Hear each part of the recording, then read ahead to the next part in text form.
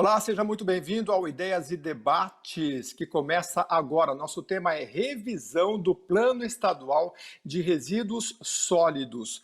Você já parou para pensar que tudo que está em nossa volta, ou quase tudo, é resíduo sólido? Essa camisa, esse óculos, aquela estante lá atrás, tudo isso pode ser descartado um dia e tem que ter o descarte certo. Há muitos anos, no Brasil é pioneiro, o estado de São Paulo mais pioneiro ainda, pessoas começaram a pensar como é que tudo isso tem que ser feito. A gente tem um arcabouço legal muito interessante. E olha, aqui no estado de São Paulo, há cerca de 2 anos, começou um debate muito intenso sobre isso, envolvendo, olha, para você ter uma ideia, 40 autores, 300 colaboradores, 270 contribuições da sociedade civil, poder público.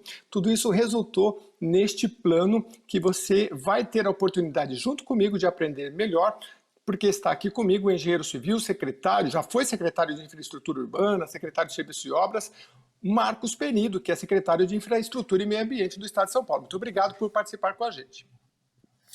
Eu que agradeço a oportunidade de poder estar aqui conversando com a Assembleia Legislativa, com todos os internautas, com toda a rede que com certeza permeia todo o nosso estado, podendo mostrar um pouco desse trabalho tão importante que é a questão da gestão adequada de resíduos sólidos. Muito bem. E para a gente mostrar um pouco do lado prático de tudo isso, o nosso convidado também é Vitor Borges, presidente nacional de consórcios públicos. Tudo bem, Vitor? Prazer poder compartilhar essa mesa aqui com vocês e com o secretário Marcos Penido à disposição. Tem muita novidade nesse programa, mas eu gostaria de iniciar conversando com o secretário. O que é essa reformulação do plano de resíduos sólidos, secretário? O que na prática vai mudar para as empresas, para a população?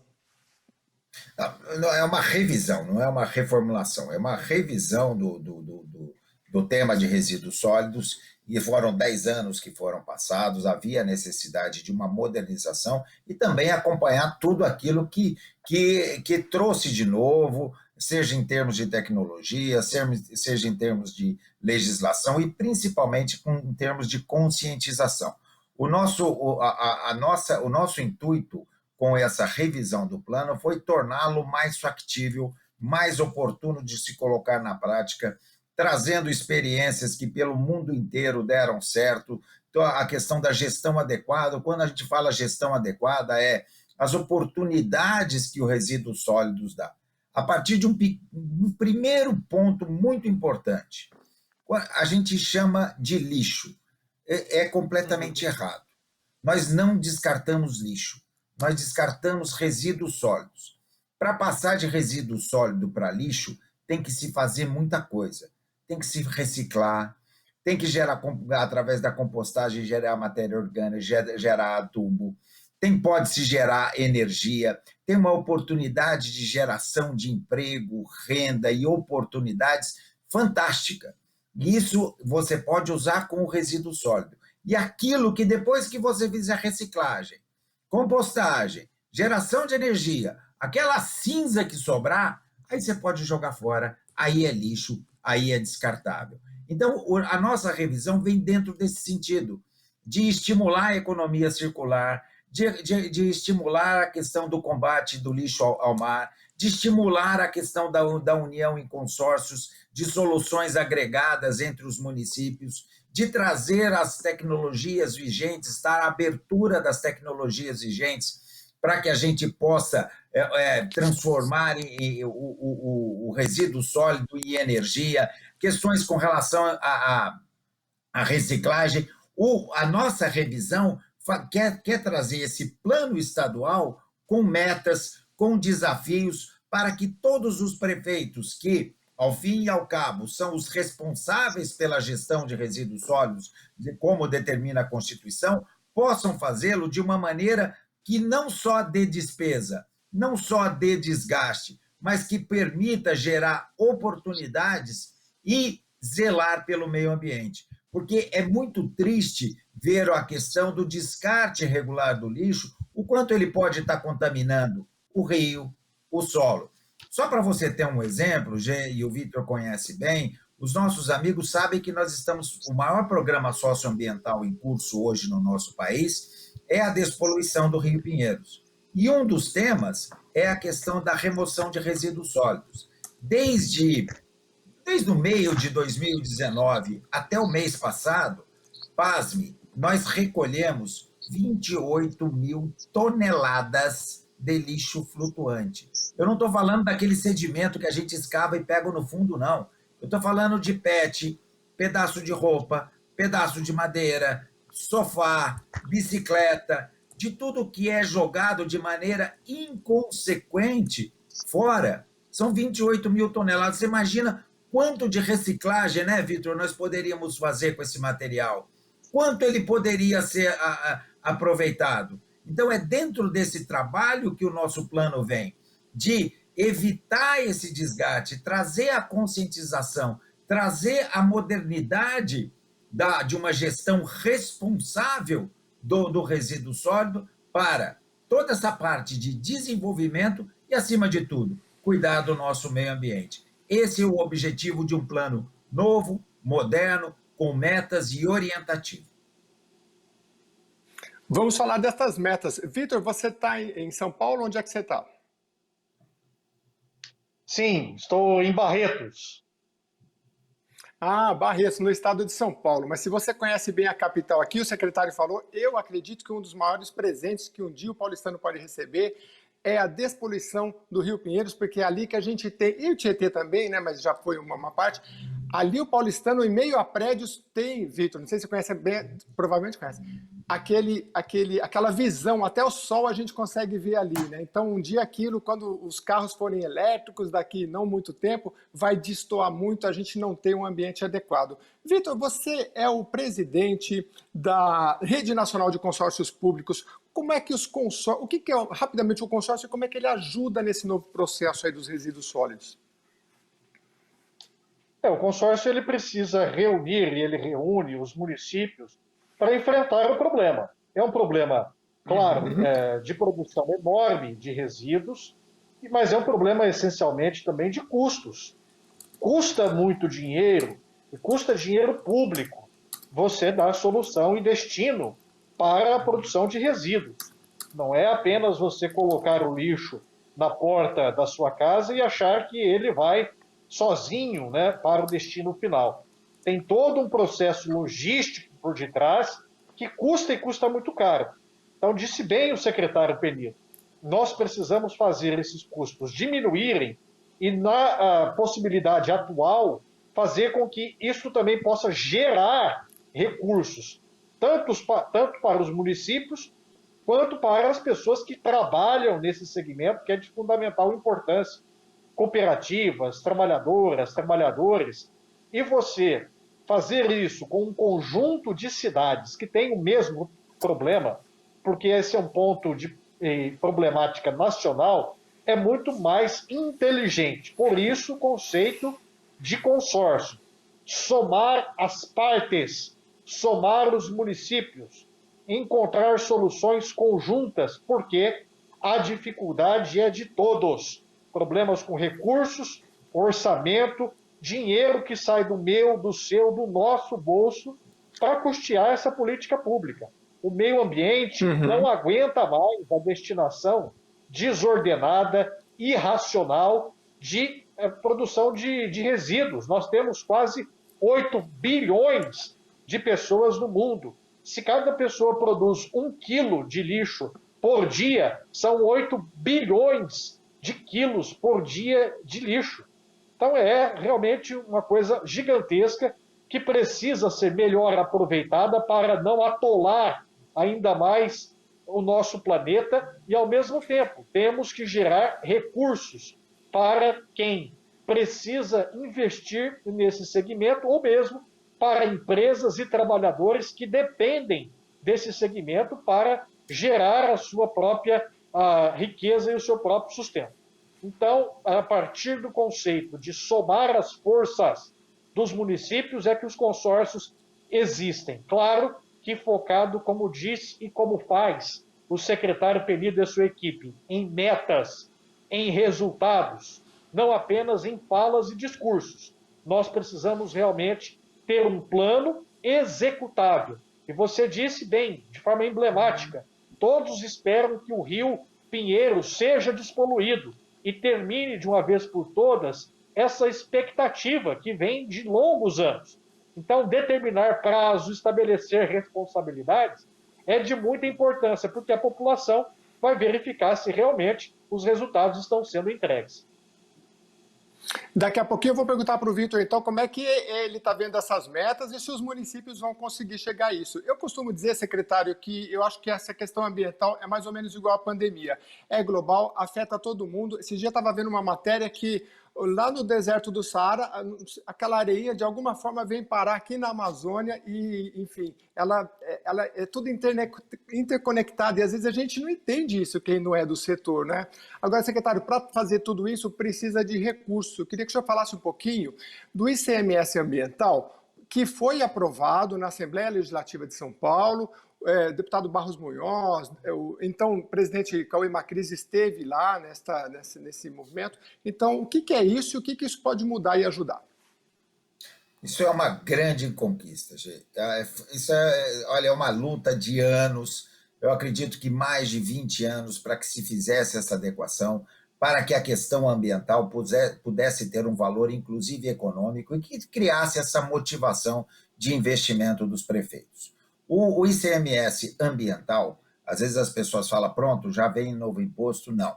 Ele veio com a inteligência. Eu queria destacar aqui o trabalho do nosso secretário de Desenvolvimento Regional, Marco Vignoli, que nos ajudou muito nessa equipe, junto com o nosso subsecretário Eduardo Trani, que ele trata de uma redistribuição de 1% do ICMS, do valor agregado.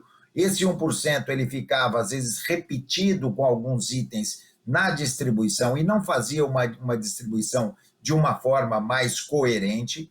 É pegar esse 1% e dividir em mais 2 itens, que seria a da garantia de vegetação nativa fora das unidades de conservação e da gestão adequada de resíduos sólidos. Então, o tema gestão de resíduos sólidos, agora ele passa a ser um indicador pelo qual os municípios serão medidos e quanto melhor a sua colocação no ranking de cumprimento das metas, mais na frente ele estará para o recebimento de recursos da distribuição do ICMS. Esse ICMS ele entra dentro do orçamento municipal. Hoje nós temos 1%. A partir do ano que vem, gradualmente, até 2024, quando ele entra na plenitude, passa a ser 2%. Nós estamos falando de 5 bilhões de reais em 10 anos. É um valor considerável. E, dentro dos 4 itens que compõem, que é a questão das unidades de conservação e preservação da vegetação nativa, a questão da recompensa, da compensação aos municípios pelos lagos de geração de energia e lagos de reservação de abastecimento, corrigindo uma injustiça que se tinha. Porque somente os municípios que tinham lagos para geração de energia e, portanto, áreas de preservação ambiental que impedem certos tipos de obras, de edificações e desenvolvimento, eles tinham uma compensação em ICMS. Os municípios que têm os lagos para o abastecimento de água não tinham essa compensação. Agora passam a ter.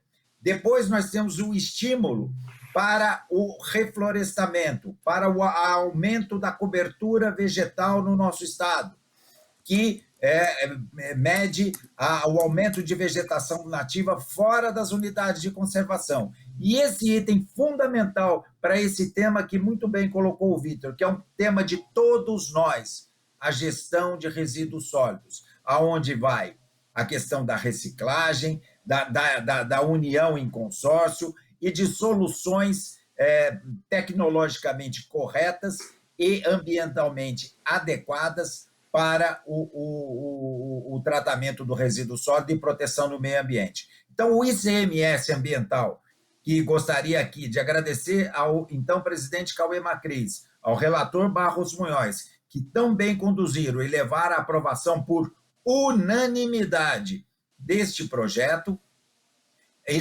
o cuidar do meio ambiente e embutido nele a gestão de resíduos sólidos passa a valer a pena, não só como uma obrigação, uma conscientização de que isso é uma obrigação de cada um de nós, mas também passa a valer a pena porque ele será medido como indicador e isso será computado na distribuição do ICMS e não é pouco valor que nós estamos falando.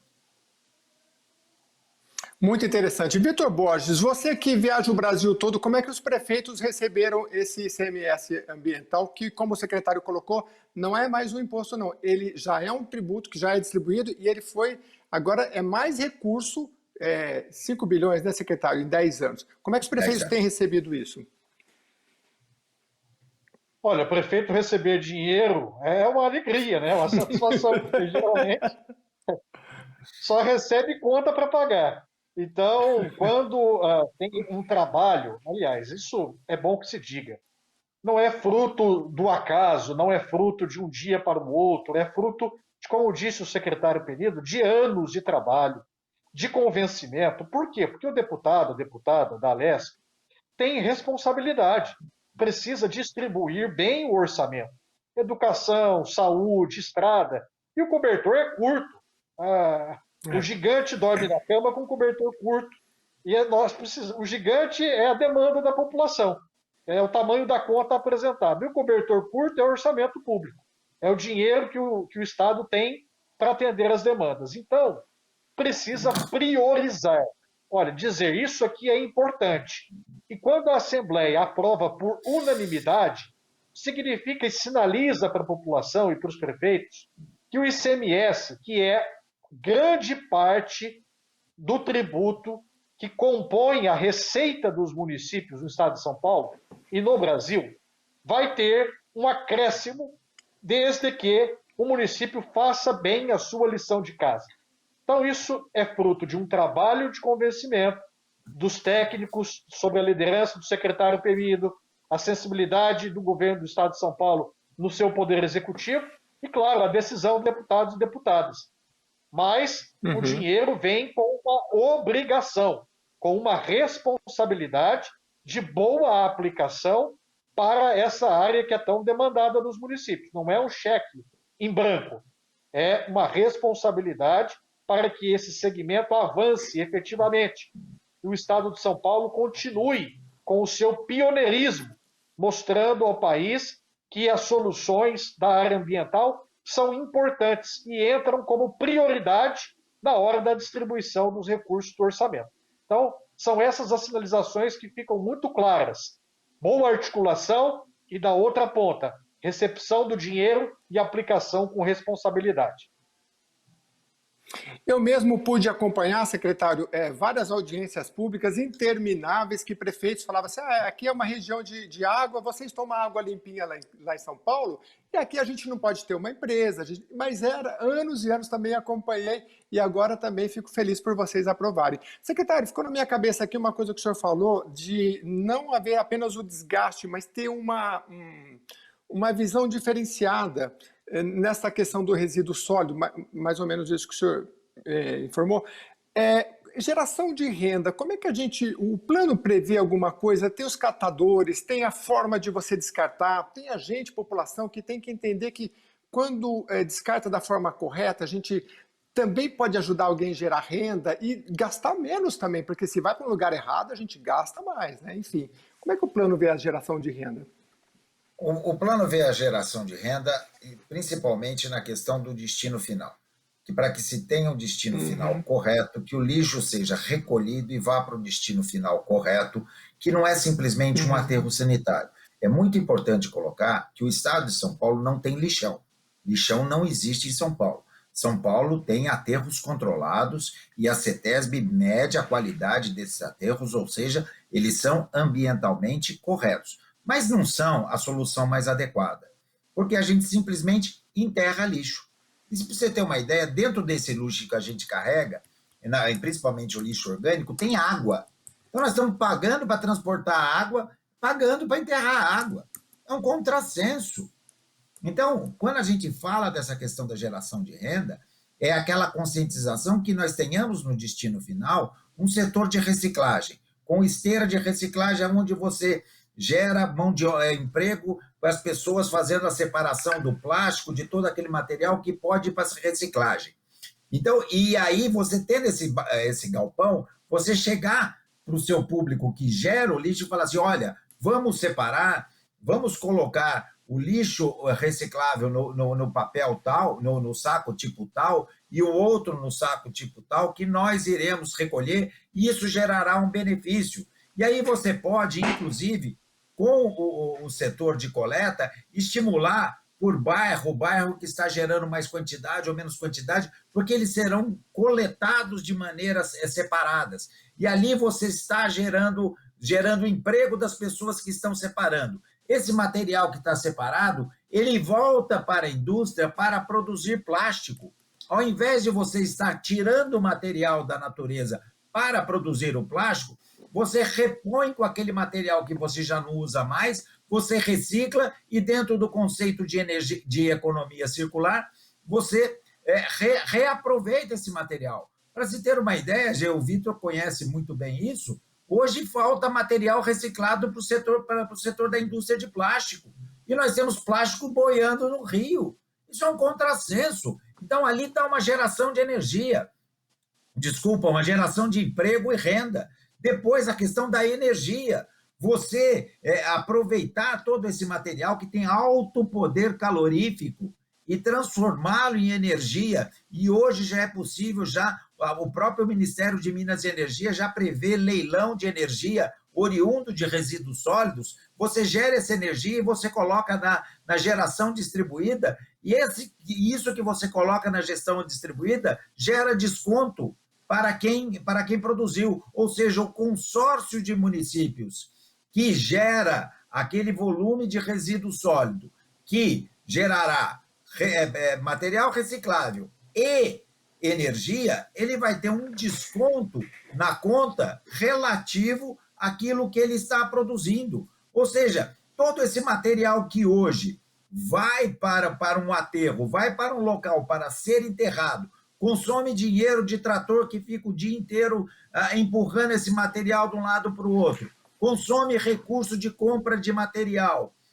de terreno para depositar o material, consome recursos para poder se preparar ambientalmente esse local, você transforma em um aterro mínimo, aonde só irá em torno de 15% a 18% daquilo tudo que vai hoje, que vai na forma de cinza, e você gerou toda essa economia. Seja por os catadores que também podem levar isso ao galpão de reciclagem e receber por isso, porque isso aí passa a ter muito mais valor. E exemplo claro, que a gente às vezes não acorda para essa realidade, eu pergunto para você, quando você vê lixo descartado, você vê lixo na rua, quantas latas de alumínio você vê? Não vê Nenhuma. porque o Brasil é um dos campeões, né? Mas pode melhorar Porque o muito, alumínio né, esse tem processo. valor. Então, precisamos dar valor ao plástico. É a mesma coisa. Minhas amigas e meus amigos, é igualzinho, não tem novidade. O alumínio não está jogado na rua porque tem valor. Então, se nós estivermos junto com os municípios, consorciados, unidos, buscando um destino final de uma maneira inteligente, com uma logística de transporte, com o transporte bem pensado, você vai fazer com que aquilo que hoje você paga para fazer, você vai pagar menos, você vai gerar emprego, você vai gerar renda e vai limpar ainda a cidade. É uma operação ganha, ganha, ganha. Ganha a população da cidade que tem a cidade limpa, ganha a sociedade com o emprego e ganha o nosso meio ambiente, ganhamos todos nós. E ainda, não é, meu querido Vitor? Diminuímos a emissão de gases de efeito estufa, melhoramos a qualidade do ar, com isso melhoramos a saúde, despressionamos o sistema de saúde. É uma somatória de um conceito básico. Não vamos jogar fora aquilo que tem valor. Secretário, o senhor e o Vitor também, que percorre o mundo aí em congressos para falar de meio ambiente, às vezes a gente vê um noticiário assim que investidores, até estava vendo uma notícia aqui, investidores europeus devem reduzir investimentos no Brasil, enfim, devido a questões ambientais. Isso afeta hoje, nesse mundo globalizado, a economia também? E de que forma? Porque a população às vezes não entende, né? Por que conexão tem uma com a outra, né? Vamos separar uma coisa. Infelizmente, o Brasil tem sido olhado de maneira diversa, vamos colocar assim, em função daqueles fatos que a gente viu de aumento de desmatamento e alguns descasos ocorridos. E aí nós temos o estado de São Paulo. O nosso governador João Dória, o nosso vice-governador Rodrigo Garcia, eles têm, por natureza, um compromisso ambiental. O estado de São Paulo é o único estado que tem um conselho gestor de políticas públicas presidido pelo governador, que participa de todas as reuniões, onde estão diversas secretarias, obviamente a nossa, junto com a CETESB, junto com a Sabesp, a doutora Patrícia Iglesias e o doutor Benedito Braga, que acompanham, com membros como Votorantim, Klabin, SOS Mata Atlântica, setor de academia, todos os maiores nomes que você possa pensar ligados à temática de meio ambiente participam desse conselho e nos ajudam na construção da política pública. São Paulo, no último inventário ambiental, ficou comprovado que aumentou 4% a sua cobertura vegetal nativa. Então, além de não termos tido desmatamento ilegal, ainda complementamos. São Paulo tem um ICMS ambiental que estimula as boas práticas de proteção do meio ambiente. São Paulo tem um zoneamento ecológico, econômico, que é uma plataforma com mais de 1.000 layers, com todo tipo de informação necessária para orientar o desenvolvimento, orientar as ações, orientar o crescimento de acordo com as boas práticas e a proteção do meio ambiente e auxiliando, inclusive, o licenciamento. São Paulo tem a CETESB, que é a maior empresa focada para o meio ambiente, seja em fiscalização, seja em gestão de resoluções e política pública, seja na questão de licenciamento. Então, São Paulo, ao contrário disso que está falando, ele tem, sim, trazido estímulo ao investimento. Tanto tem que, olha, nós já temos o Horto Florestal de Campos do Jordão concessionado com uma transformação maravilhosa. Assim que passar a pandemia, convido a todos a conhecer o Horto Florestal, que ficarão extremamente bem impressionados com o trabalho de desenvolvimento do ecoturismo, trazendo atratividade de turismo e zelando pelo meio ambiente.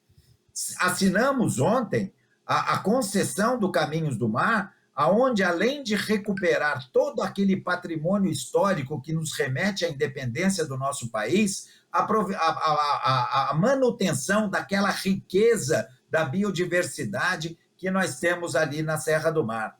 Aprovado, já temos a proposta vencedora e fechando agora as burocracias, né, normais e legais de uma concessão, até porque são contratos de 30 anos, do zoológico, do botânico e do zoo safari.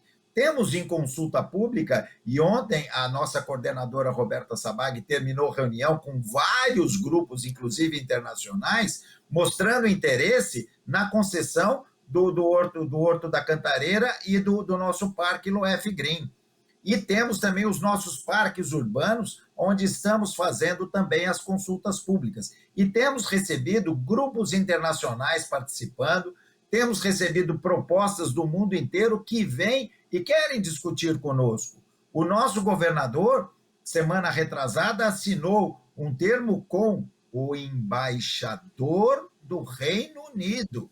Normalmente, um governador de estado conversa com o cônsul.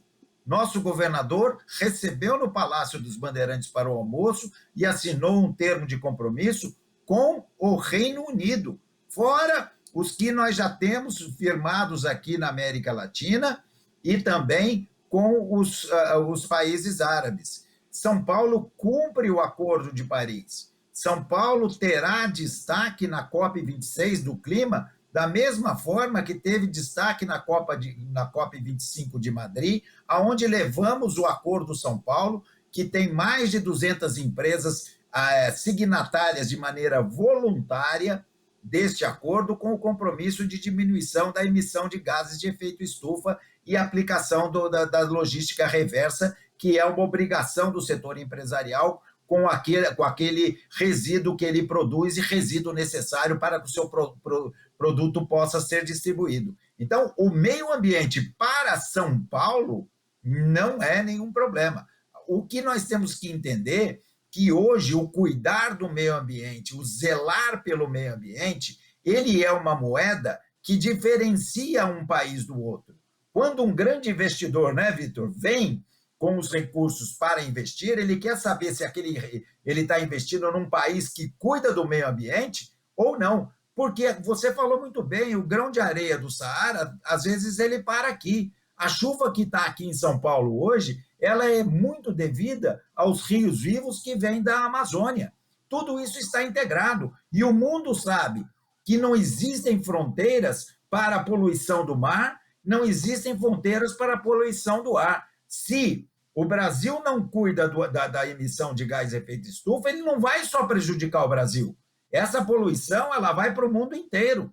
Então, hoje, quem quer investir em locais em que se tenha seriedade no trato e na gestão dos temas ligados ao meio ambiente. E nós podemos dizer que nosso governador João Dória, que nosso vice-governador Rodrigo Garcia, são exemplos nesta gestão. Obrigado, secretário, por nos atualizar. Eu pude acompanhar, inclusive, assistir o vídeo na íntegra, quando o senhor esteve no Parlamento Paulista, falando da reestruturação que toda a secretaria passou nesta gestão. Está no nosso site lá, quem quiser acompanhar. O secretário detalha tudo muito bem, com banners, e foi interpelado pelos parlamentares, e a casa está sempre aberta para trazer essas novidades. Sérgio Vitor, eu queria saber o seguinte, você conhece como é que é? Os caminhos do mar? Você que agora vai ser vai ter um papel no Fórum Nacional de Vice-Governadores, vai explicar para a gente o que é isso, e se você vai trazer algum deles aqui para conhecer Caminhos do Mar, porque, pelo que o secretário falou, vai passar por uma transformação imensa, né? E é um lugar, em vez da gente ir só para a praia, a gente vai passar pelo caminho do mar, pela natureza. Vai ser uma coisa, eu estou entendendo, muito legal. Fala para mim, Vitor.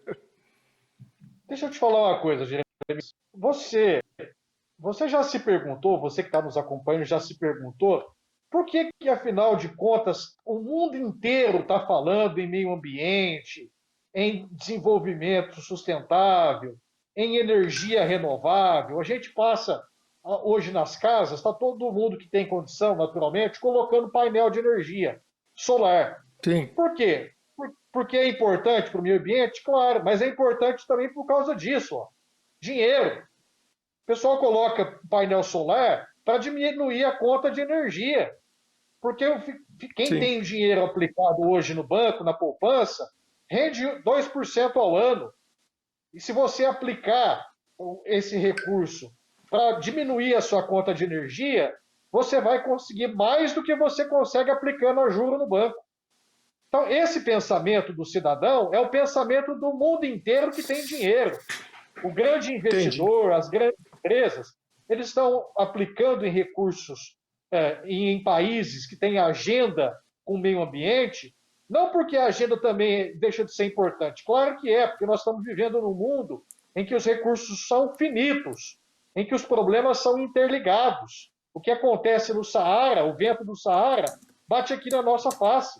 Não é? Isso é óbvio, mas também porque quem investe quer ter o dinheiro de volta e não quer ter problema ambiental. Problema ambiental significa doenças, problema ambiental significa queimadas, problemas ambientais prejudicam quem quer colocar dinheiro e ganhar dinheiro. Essa é a lógica.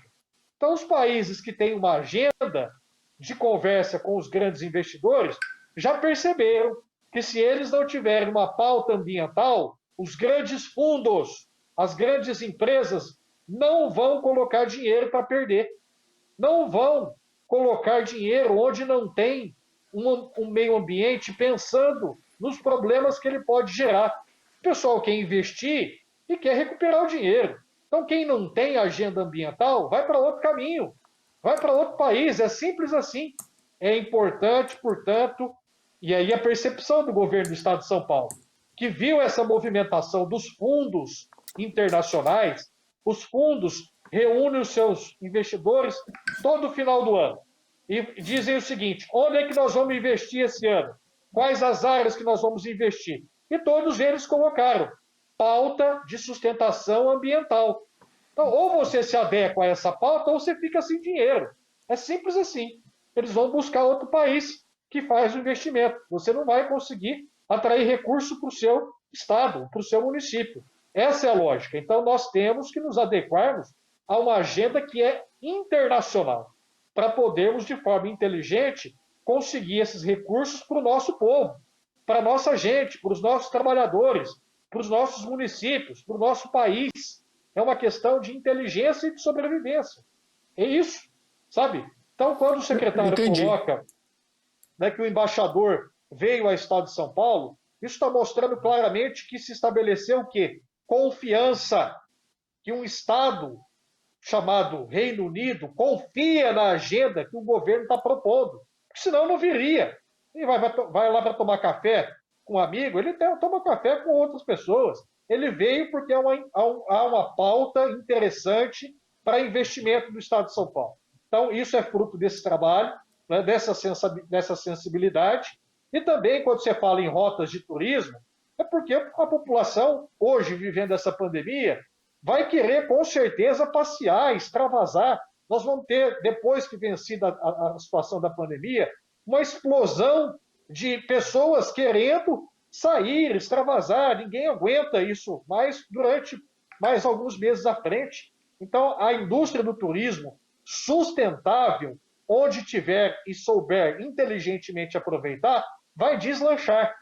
Então, quando se fala em parque, em concessões, isso tudo é música para o ouvido dos investidores, porque eles sabem que Sim. muita gente vai vir para conhecer as belezas naturais, vão consumir nesses parques, e isso vai gerar dinheiro para o investimento deles.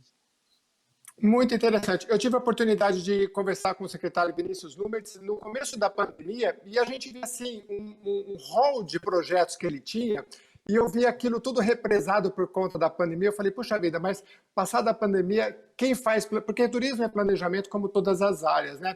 Nesse sentido, secretário, eu tenho uma notícia aqui que eu acho que é bem nova e aproveitar o senhor para falar um pouquinho dessa que a gente está falando.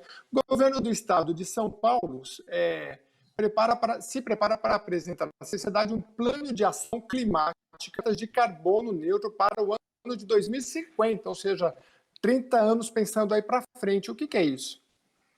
Perfeito, é isso que eu coloquei. Esse ano em Glasgow nós teremos a COP26, que é a COP do clima, né? Todo mundo estará reunido para a questão do clima. E uma das grandes propostas é o programa Race to Zero, é a corrida ao zero, que é zerar a emissão de carbono no ano de 2050. E São Paulo está aderindo. Da mesma forma que nós aderimos ao Acordo de Paris, e São Paulo tem um programa estadual de mudanças climáticas, nós estamos adaptando esse nosso programa para poder alcançar essa meta, tanto a de resiliência 2030, quanto a de zerar o carbono em 2050, e essa é a nossa proposta. Que aí vem, no grande bojo, a questão da qualidade do ar, que é utilização ainda mais de energia alternativa, o biodiesel, o acréscimo do nosso etanol, a melhoria na qualidade dos veículos que estão tramitando, a questão da geração de biomassa e biometano, a substituição de utilização de energia através do gás natural, que é uma energia muito mais limpa, que não polui. São várias ações nesse sentido, e também a questão do aumento e da melhoria da cobertura vegetal, que faz o sequestro de carbono. Lembrando que São Paulo lançou o ano passado, junto com o nosso governador João Dória e o nosso secretário Gustavo Junqueira, o programa Agrolegal, que prevê que em 20 anos haverá a recuperação de 800 mil hectares de área verde no nosso estado, sendo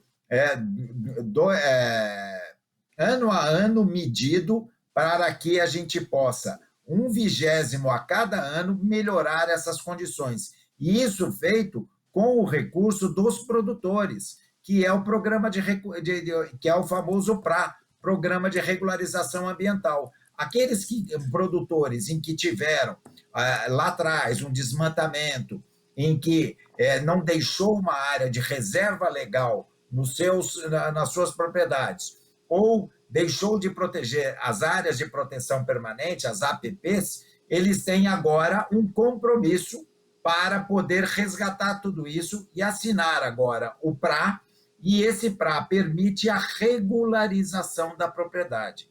As propriedades que não estiverem regularizadas perdem extremamente o valor.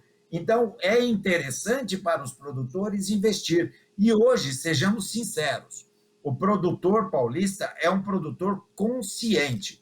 Então, a recuperação das APPs já tem sido feita de maneira espontânea. Ela será agora medida, regulada, para que a gente possa ter o certificado e a regularização. Até porque, hoje, cada vez mais se tem a consciência que aqueles locais em que você faz todo o desmatamento, você vira aquela terra arrasada, ele diminui a produtividade. Se ter a floresta do lado do local de produção é fundamental, porque ele ajuda a melhorar a qualidade da terra em seguir. Então, esse nosso programa ambiental vai desde dessa recuperação da cobertura vegetal e atacando a grande matriz poluidora do ar, que é a emissão através do transportes, nós incentivando toda essa questão de utilização de um combustível de melhor qualidade, incentivando o uso do etanol, incentivando o uso do biodiesel, aumentando, nós temos até 2024 a previsão de 15% de biodiesel no diesel adicionado ao diesel B, né, que a gente chama, e que venha esse aumento da utilização do biodiesel, o próprio trabalho na questão do trabalho de resíduos sólidos, de recuperação do óleo, ele serve para geração de óleo diesel, ou seja, entra dentro da economia circular, na produção de que o combustível que roda o nosso estado também seja um combustível limpo e que, em parcerias com a Anfávia, com todo o setor produtivo, a gente vai incrementando e melhorando. E capacidade de geração de biomassa, de biogás, de biometano, nós temos muito, porque o interior de São Paulo, ele é o verdadeiro pré-sal caipira.